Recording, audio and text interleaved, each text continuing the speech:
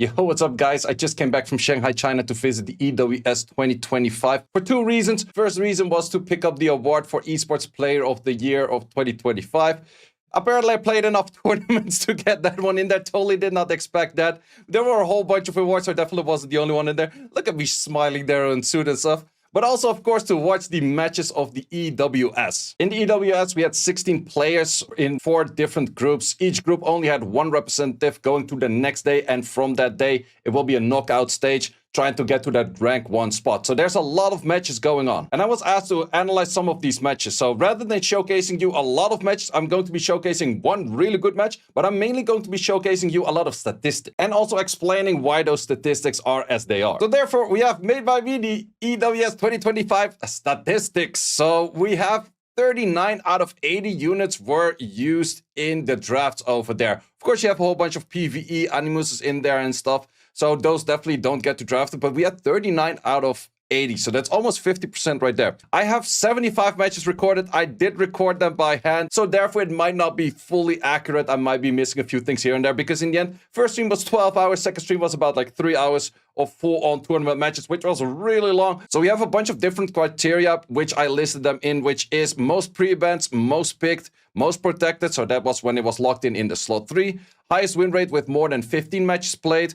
Highest win rate with more than 25 matches played, and you will see that that has a little bit of a difference over there. And then lowest win rate, so who were the worst performance of this EWS? Let's get going. First of all, most pre-banned would go to Familia and to Turandot. Familia makes a lot of sense. Most recent added unit to the game. Very strong unit right there. But Turandot is actually interesting. Sure, there were a bunch of cleavers in the tournament, but it was not that much. But it was still people that could play both a turn 1 and a turn 2 comp, so a bruiser comp and a cleave comp.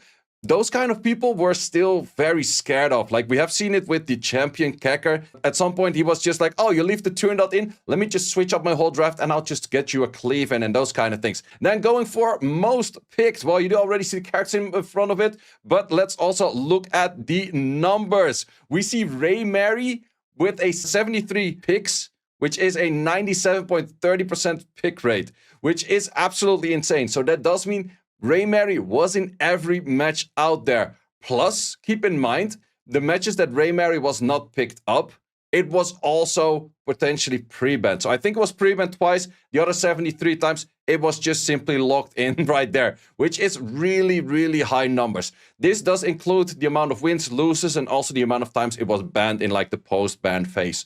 So those are the units that were picked the most.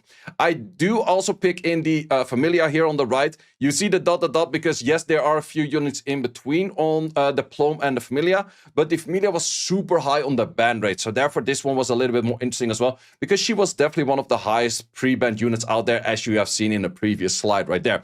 Then, of course, we have a unit that's very common. Tiamat in there. Lone is very common.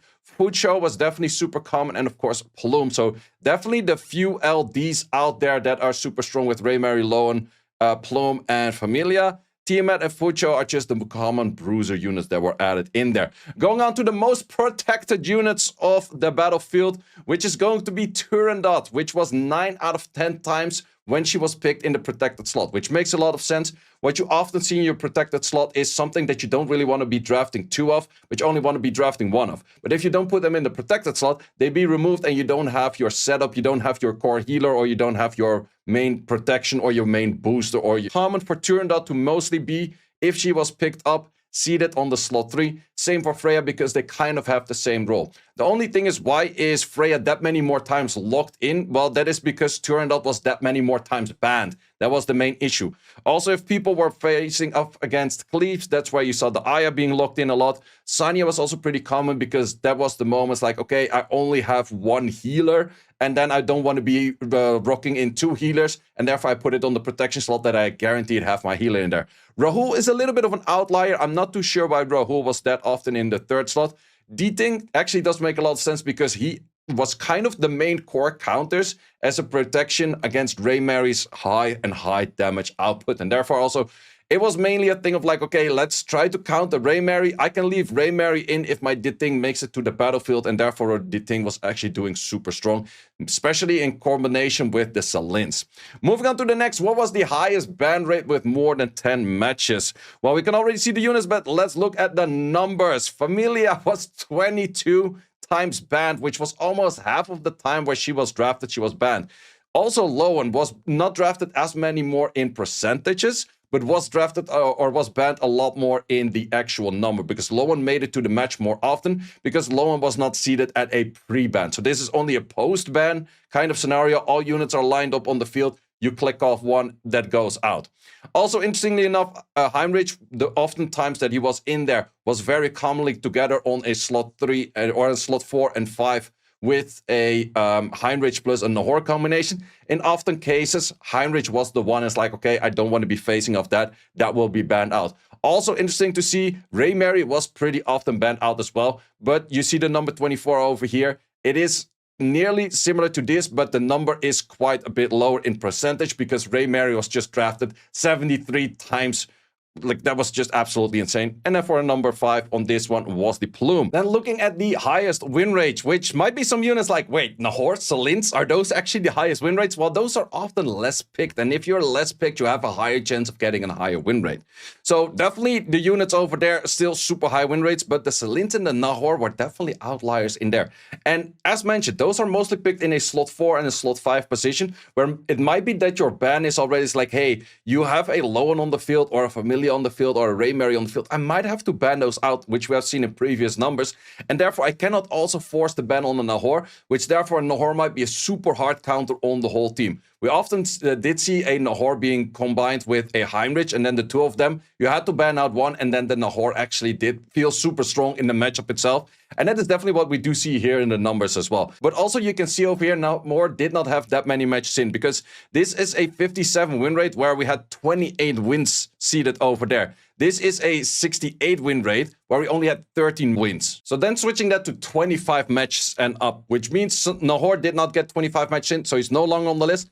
But Lowen is going to be highest on the list. Once again, we see actually Raymerry scoring the best, because having a 57.10% win rate on 28 wins or on 15 wins is a world of difference. Also, what we do tend to see is that Diting is doing very strong as well, whereas Diting was actually the unit that gave most amount of losses to the Raymerry. So it was a super hard counter on arguably one of the strongest units on the field.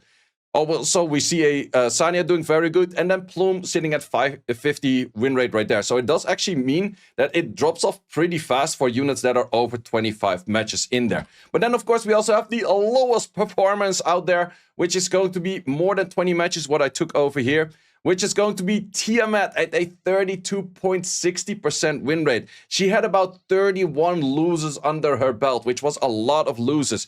Also, Linglo was not doing that bad by herself, but the moment she was paired up with the Tiamat, and the Tiamat has a low win rate, therefore Linglo will have a low win rate. And which was pretty interesting to see, because in the end, Tiamat is still a pretty strong unit. But I would say in current day and age, it feels that Tiamat in her normal form, on the skill 1, targeting one unit down, leaving that off the field, feels a lot stronger than her AoEs, because the AoEs are definitely mitigated by things such as a Raymerry going for a counter, for Diting actually trying to get like lowering on the whole field, AoE heals that are very common with like Fucho, or AoE shields with like Salins. Salins was actually hard countering these two units as well. So that's definitely where we saw that Tiamat and Linglo weren't having too much of a shine. Also, Freya was doing a little bit more of a difficult run, whereas Turndot was doing it pretty well. But Freya definitely did have more struggles with her playstyle. Plus, a lot of these players from Global knew very well how to counter those cleaves. And therefore, also Senyu is doing slightly lower.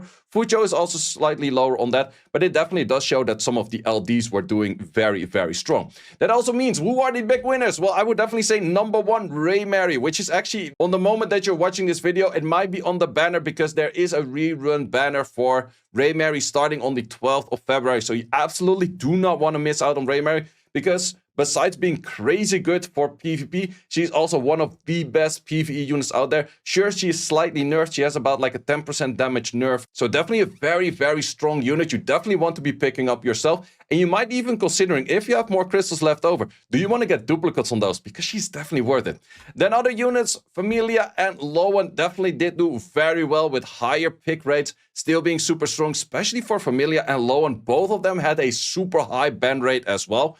Maybe if the Raymerry was banned a little bit more, the other two had a little bit more of a target to shine. But Lowen and Familia were super, super strong. So definitely if there is a rerun, and I do think there is a rerun of Lowen coming in about 2 weeks or 3 weeks, anything along those lines. If you did miss out on that unit, definitely do pick it up. Familia will be a little bit later. It's not planned just yet. Also, 2 units I want to give an honorable mention to is going to be Selins and Nahor. The reason for those 2 is because they had the highest win rate. Sure, they were not showcased in that many matches, but the moment they were in their match, they were actually doing exceptionally well. Then the biggest loser is, well, we have 2 of those, and those were actually Tiamat and Linglo. Fairly interesting to see, which I think might be surprising to a lot of people. But that is what the statistics say. So let's check out a few matches and then I'll explain a little bit more, mainly about the draft rather than the match itself. So the match that I will be focusing on is Kekker against Solos, which the 2 of them played very, very well. I'm going to be playing this up a little bit sped up just to get the draft in a little bit faster. Most of the time, it was Familia being banned, Turandot being banned. In this case, we actually have Senju being banned. What's very common to see is that the slot 1 and slot 2 were very often for the LDs. That's why we see Raymerry's being locked in. That's why we see Lowen being locked in. That's where we see Plume being locked in. And then most of the time, we have on the 3 some pivotal unit, which is very important. Often a Freya, often a healer. And then we go for the 4 and 5, trying to see is like, okay, what kind of counter picks can we make? So it was very common for Solos to then reach towards like Heinrich, Nahor kind of style, and Kekker to actually double down on more healers, more of the forgetfulness, which was brought by the Selins. And those kind of playstyles definitely did work out very well, and those were very important. Also, that what we often saw is that in this case we actually had the thing for the switch, and the thing is going to be the counter against the Raymerry. And then what's common, that is that we have one of the 2 LDs being banned, which was very common, or one of the later picks, well, that's also the slot 3 you cannot really ban, being banned out just because it was too hard countering the team. So in this matchup, we have a very clear example of a cleave / semi-CC damage comp against a team that is just trying to survive that.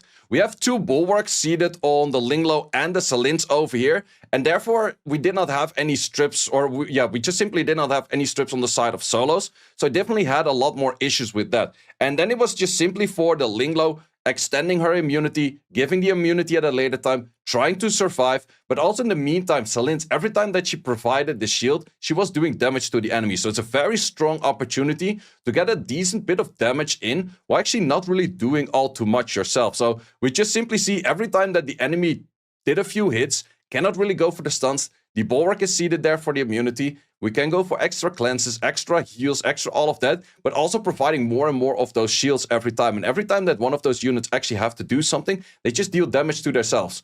And sure, the Raymerry can be pretty strong in this scenario, but you can simply see Nahor is doing more damage to itself than it's dealing damage to itself. It's dealing more damage to itself than it's actually dealing damage to the enemy. And from there, you kind of see the downfall already. You're not going to win this match. You have no value anymore on any of your units. Plus, at some point, the lone will get the turns off and then start locking down one unit. So in this case, it was a very convincing win for Kekker. Very strong anti-CC, anti-cleave kind of style play. Then in the match 2, we had slightly different things. In this case, we had the Nahor being banned, but we also had Turandot being locked in on the 3. Also, we did see Solos play with Lowen and Raymerry this time. Familia was seated on the slot of Kekker, but then we had 3 LDs going to the side of Solos with Lowen, Raymerry, and Plume. Whereas Kekker now has to go for like, okay, do we go just doubling down on more healers, maybe add a Selins. He already locked in 2 healers thus far. Tiamat, semi-healer. Familia is actually a healer as well. So he has 4 units on the field right now that can heal, plus a Selins in there.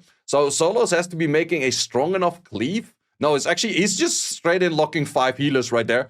But Solos is locking in more damage in the form of a Senju. So he has a lot of... Oh, actually, no, takes that away, goes for Lilium. Goes for the single target damage out there. we're taking out that Tiamat, which is an interesting take. It is the highest damage output from Keka right there. Familia can do a good bit of damage as well while being super all-round and getting turns, but it's not necessarily a super high instant nuke damage. So let's see if this cleave style with pretty much a Turandot, which is the free-to-play SR, plus all of the LDs, how that looks like. Because then you're definitely taking a first turn. You're also going to get your Plume in, which is going to be all of those death breaks. Then you have your single target hit, which also does go for the Familia in this case. And very hard hit on those. Sure, you do have the cut in from this Assignia right here because of that Gigabyte, but that's where the Raymerry starts working. And then he tried to get the Raymerry skill 1 in, because Raymerry skill 1, if you get in the right threshold, it's just nuking it down, executing it, super strong.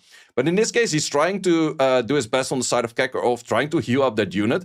On the other side, we still have the hard lockdown from this Lowen, but we also have the potential for the Raymerry of getting damage in at the right moment. But it feels like moment that a Fuchu gets her first skill up on the Moonlight Veil, it's very hard to kill, because that's where you start getting a lot of shields. So then we fast forward this fight a bit. We go a little bit back and forth, but we're mainly trying to deal the damage on the Familia. But it was just simply too much damage coming in from the 2 LDs on the side of solos. Then we have a match 3, which was super interesting, because we actually did see solos going for a tanky route. Normally he is the kind of cleave player, and therefore also Keka went for the reverse. He went for Nahor in 3, and he went for Lilium, some more damage. So he's playing once again with the LD setups, Lowen and Plume, and then ending that off with a Heinrich as well, where we actually do see solos go for the route of the style that Keka normally plays. So let's see if Cleave can actually win on the side of Keka in this case. So we're starting off the fight with a Revelation on Heinrich, which already does do a good bit of damage. We have Plume follow up with a potential Dispel as well, does connect that. And then we also do have nothing cut in between, and therefore Nahor can do its thing too. And from this point on, match is pretty much already over, because Lilium can still do its thing. All of those units simply go off, and that is very strong play by Kekker over here, where normally it's like, hey, I play the kind of bruiser, I lock in 5 healers kind of comp. Like, oh wait, you start taking one of my healers, I'm gonna CC cleave you. And this worked out very well, and that just also shows the strength of Nahor. And it was also super smart to lock in the Nahor on the slot 3, because that was protected, provided by 2 side strips. Means that you guarantee have a strip, and you guarantee have your Nahor in the field. If you will outspeed the enemy, you will get your Nahor skills off, which is very strong right here. In this case, we're going for a route once again where we have Nahor being banned. We also have Doki being banned. Once again, added by a lot of healers, but actually a steal for the Plume in this case, because before the Plume was seated on the slot 4, where now the Heinrich is seated with solos, and he's adding in the Lilium. The Lilium is going to go for a lot of single target damage right there, trying to kill something based on the Turandot boost right there. Plus, the Familia is taken out, mainly because it's just really hard to deal with the Heinrich, because Heinrich will give so many debuffs, Familia will take so many turns, and therefore you don't want to deal with that. Removing that. On the other side, we do also remove that Heinrich. This was actually an interesting fight that we have seen a few times before. We see the full rotation off going from solos, but isn't really able to kill anything. And then we're going in a bit of a bruiser fight, which in most cases is in the favor of Kekker, because once again, he has 3 healers on the field, plus Plume giving all of the attack bar to all of those healers. But let's fast forward a little bit. So this is the moment where it's fast forward quite a bit already. We do see 2 units being down on the side of solos. However, there's still Amber on the side of solos. So let's see how far you can make that back. We do have Tiamat on a little bit of lower HP as well. And Tiamat on less HP will not do as much damage. Did get a hit from the Lilium, and therefore the HP was lowered. But now we start getting the hits in from the Raymerry and from the Lowen. Plus, those supports next to the Tiamat are not going to do as much damage the moment that the Tiamat is not having too much HP. So we take out the Tiamat, and from here it's actually a reverse version of it, where simply that Solos is sitting in the driver's seat. Because sure, those 2 units, they don't really have any form of support, but they also don't have too much, or Kekker doesn't have too much damage output at the moment, whereas Raymerry is still very scary. Sure, Lowen is on super low HP, and I still thought it's like, okay, just a bunch of skill ones, you probably go through it. It is not that bad, you will probably get there. But every time that the counter happened, every time that the Raymerry just started taking or doing so much damage, that Raymerry in a late fight is just super, super dangerous. So also that little bit of extra HP right there nearly took it out. And then we have the Raymerry taking over, and that just makes Raymerry, this is exactly the reason you do not want to skip out on Raymerry. Raymerry is so crazy strong. Therefore, also in the final fight, we do see Raymerry on the side of Kekker in this case. He did have the second pick, which enables you to pick up 2 of the LDs. It was still on the side of solos. He felt more comfortable and more value out of that lone, but therefore he did lose that Raymerry, and that might actually lose him the game right here. In this case, it was banned out because he also doesn't really want to face it with too much of a cleave comp. He can kind of face it if Nahor is on the field, but he had a chance when Nahor would have been banned out, and then he simply did not have any good matchup against it. So in this case, we do have the rotation once again, but we have one really big issue over here. And what is that really big issue? We actually had that the Freya boost made the Nahor boost faster than the Heinrich. If the Heinrich was on a bulwark, then the Heinrich would have moved in front and would have been able to strip everything. If it was the case in this matchup where the Heinrich would have moved, then the Nahor would have been able to armor break everything, put a lot of more debuffs on it, would have had all of the freezes in there. Jelly could have done way more damage, and then you could have also done a second rotation in a second route, and you would have had really good damage in there, and I think solos would have won this match. But just that bulwark missing, and therefore the Freya buff not giving enough speed to that Heinrich made it that you simply cannot come back from here, because this is where Fucho is sitting on their skill with the Moonlight Veil. We have Gigabytes proccing back and forth. We have Plume giving a lot of attack bar to all of those healers, and this is simply just too hard to recover from. Sure, you get your freezes off, but there's already so much attack bar gain. There's already so many shields. Also, this Jelly is not really performing any multi-hits. If she starts shooting like 6 times in a row, sure, you're gonna kill something, but in this case, she did not do any of those. So with that said, we have a clean victory for Kekker right there. Moving on to the next round. There's many more matches like this in the EWS. If you want to check those out, link of the full EWS stream is in the description down below. But for me, these are the statistics and the match that I wanted to analyze. I hope you did enjoy this video. If you did, let me know in the comment section. You do also see Sean B was one of the casters next to Vulcan. Great people over there. That's so many amazing people. Once again, I want to thank Etheria Restart for inviting me to Shanghai, China. And I'll see you guys in the next one.